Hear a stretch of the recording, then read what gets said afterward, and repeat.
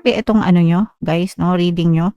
Paldo-paldo kayo guys parehas sa, pera at saka sa, pag-ibig mga kapiksi. So, yung iba sa inyo guys parang meron kayong i-e-explore pagdating sa pagkakakitaan, maaari itong magdala pa ng more blessings sa inyo. So, ibig sabihin meron kayong mga pinag-aaralan, ini-experiment 'no, sinusubukan, pagdating sa pagkakakitaan. So, kunwari, nauso yung content creation, yung iba sa inyo, um, baka mag-create kayo ng mga pages or account na for social media na mag-monetize o kaya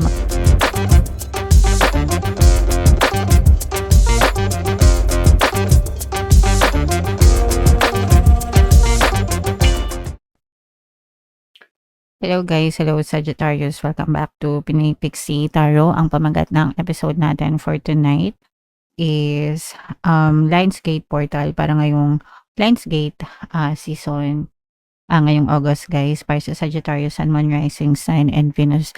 So yung Lionsgate Portal na event, nangyayari siya every year from July 28 to August 12 mga kapiksi, and ang highest niya or yung peak ng energy niya is during 8/8, August 8 mga kapiksi. Nagkakaroon ng cosmic alignment yung Earth, yung Sirius at saka yung ating Sun in Leo. So malakas yung energy.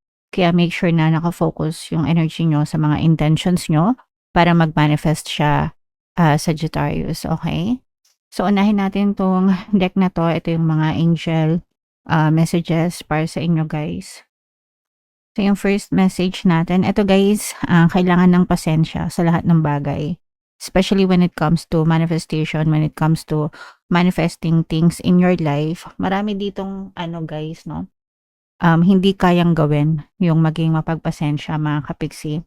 Kapag wala silang nakikitang movement sa harap nila, akala nila hindi nagwo-work yung manifestation nila, which is not true. Because the moment na nagsimula kayo mag-manifest, the moment that you think about your desires, you're already creating it, okay? And kailangan mo lang mag-persist ng paulit-ulit hanggang sa ma-push out siya sa iyong physical reality. Sometimes, nagfe-fail kasi akala walang movement so tumitigil. Pero there's always movement in the background. Palagi niyong tatandaan yan guys, no?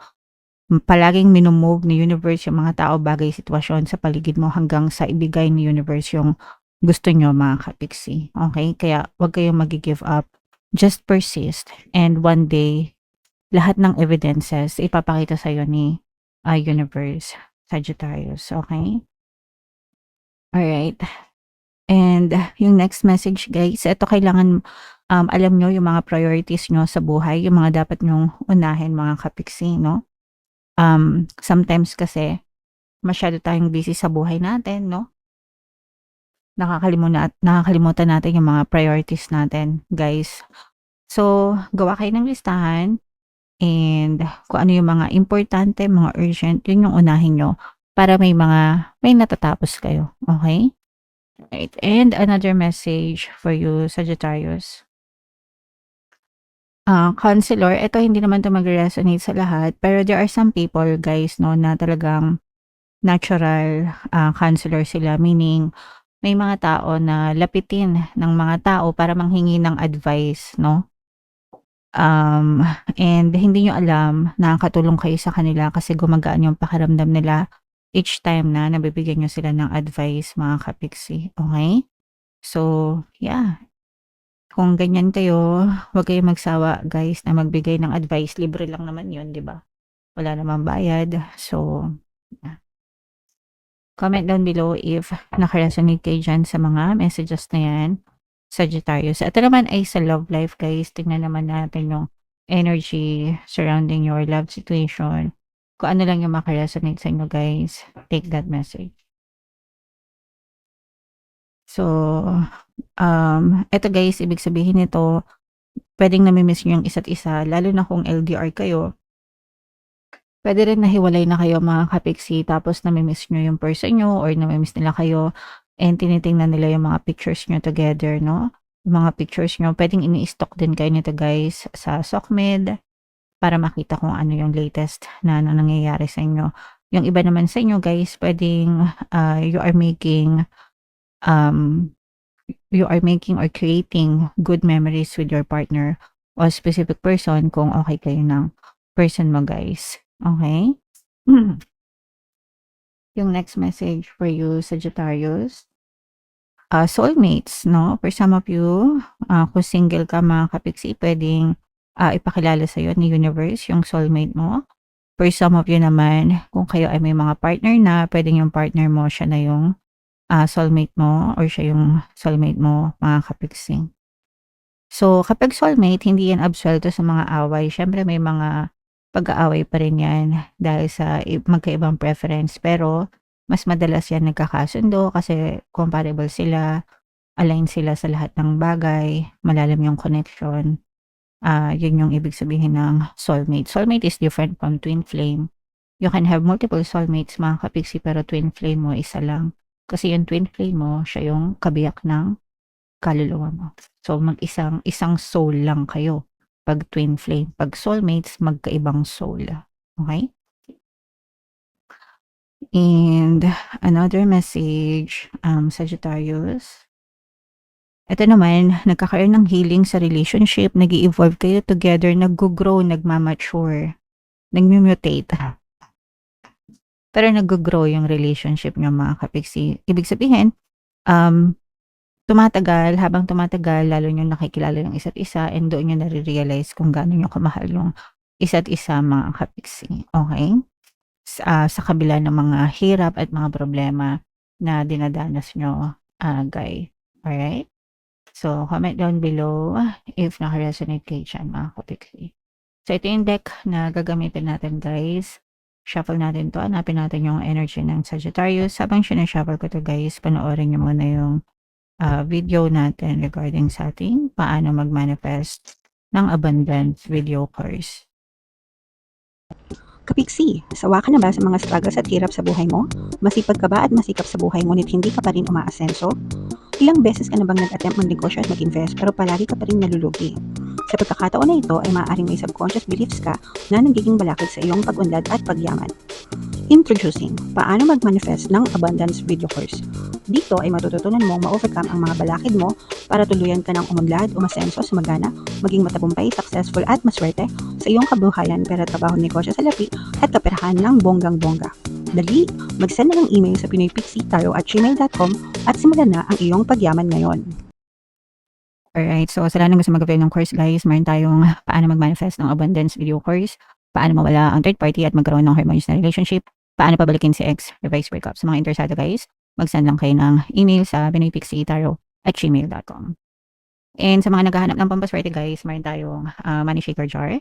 So ito yun, guys, no? Super liit na bote, pero super effective and super powerful, mga kapiksi. So ito, at saka ito. So ito yung ating WhatsApp number, guys, i-chat na lang ako dyan, mga kapiksi.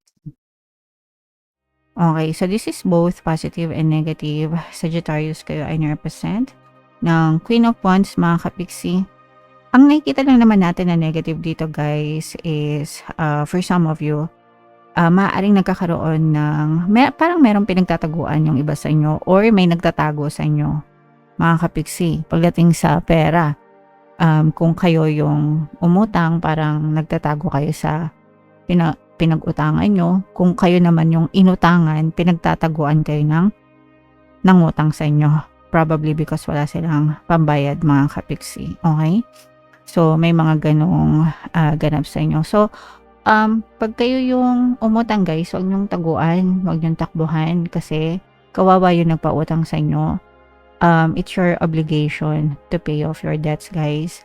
And i-explain nyo, ipaliwanag nyo ng maayos kung ba't hindi pa kayo nakakabayad, mga kapiksi. Ito magre-resonate ito sa mga may utang. Hindi naman ito magre-resonate sa lahat, guys. And kung kayo naman yung inutangan, guys, ipagdasal nyo na sana magkapera sila para makabayad sila sa inyo, diba? Kasi yung iba, nagagalit sila kapag hindi sila binabayaran, tapos sinusumpa pa nila. Sana maghirap ka, gaya-gaya. Paano makakabayad yun? Naghihirap na nga, kaya nga ng utang, diba? So, ipagdasal nyo na sana maging ma-okay sila para mabayaran kayo. Meron din tayong subliminal dito, guys, sa ating channel para makabayad ng utang, no? Pwede nyo pakinggan yun, guys, para makabayad sila ng utang sa inyo, mga kapiksi. Okay? Alright, so yun yung nakikita natin sa negative. Sa positive naman, kung wala kayong mga problema sa pera, guys, eto patuloy kayong mananagana kasi for some of you nananagana na yung iba sa inyo pagdating sa kaperahan. Yung iba sa inyo parang feeling ko nga kayo yung inutangan, no? Hindi kayo yung nangungutang, kayo yung inuutangan dahil you have this energy of abundance of money, wealth, and riches. Tapos lalo pang nag-grow siya, guys. Lalo pang may chance na lumago, mag-grow yung iyong abundance of money, mga kapiksing. So, this is something na dapat pinagpapasalamat mo and wag mo itong i-take for granted, mga kapiksi. The best thing that you can do with money is to become generous, no? Pero syempre, kailangan mag-set din kayo ng limitations against nga dun sa mga abusado kasi meron talagang ibang tao na abusado, mga kapiksi. Pero eto guys, i-mind mo na to, i-claim mo na to. Itong successful kayo sa kaperahan, guys. Maganda yung energy nyo pagdating sa money. And palagi kayong mag-affirm, kagaya nung sinasabi ko sa inyo palagi, money, money come to me, palagi ako may pera, palagi ako nagkakapera. I'm the king of abundance, I'm the queen of abundance, okay? Kapag palagi nyong ina-affirm yan, talagang unti-unti, guys, no, gagaan yung money energy nyo, mga kapiksi, and mararamdaman mo yung kaginhawahan pagdating sa pera, guys. May mga bagong opportunities para sa inyo, guys, no?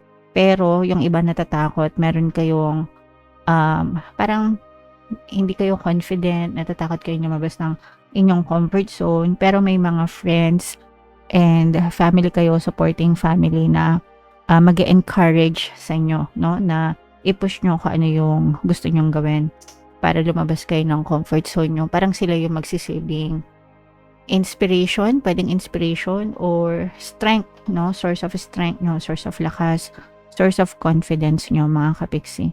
Kasi naniniwala sila sa inyo, so you will also start to believe in yourself as well. So, swerte kayo sa mga tao sa paligid nyo, guys. Alright? Pagdating sa love, guys, this is a very harmonious relationship.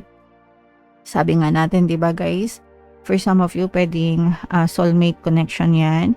Ay nagkakaroon ng healing din, no? Nag-evolve yung inyong relationship, mga kapiksi. So, nararamdaman natin dito na nagiging maganda yung connection nyo, harmonious relationship. Maganda yung connection at saka yung communication ninyo, mga kapiksi, ng iyong partner or specific person. Kung kayo ay mga single, guys, maaari talagang merong kayong makilala na soulmate connection nyo or magpapatibok ng inyong puso, mga kapiksi. So, i-mind nyo na rin yan, guys. Grabe itong ano nyo, guys, no? Reading nyo.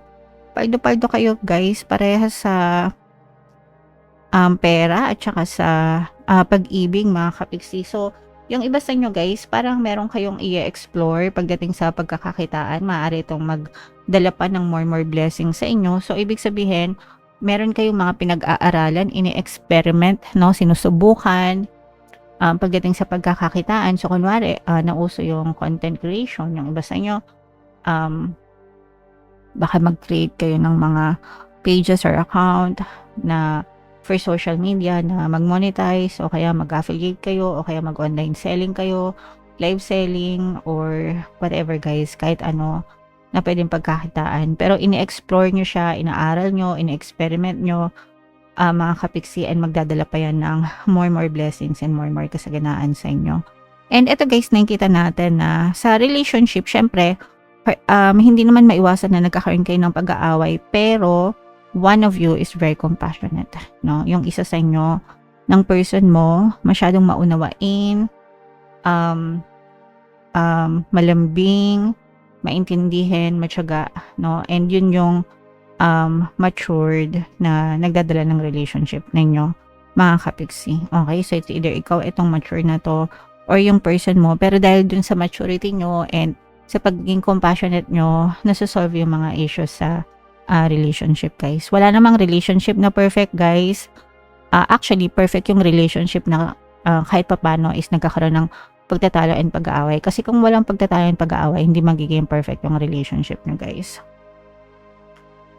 Pero ang bottom line is, kahit nag-aaway kayo, nasosolusyonan nyo, and harmonious pa rin yung relationship nyo. Okay?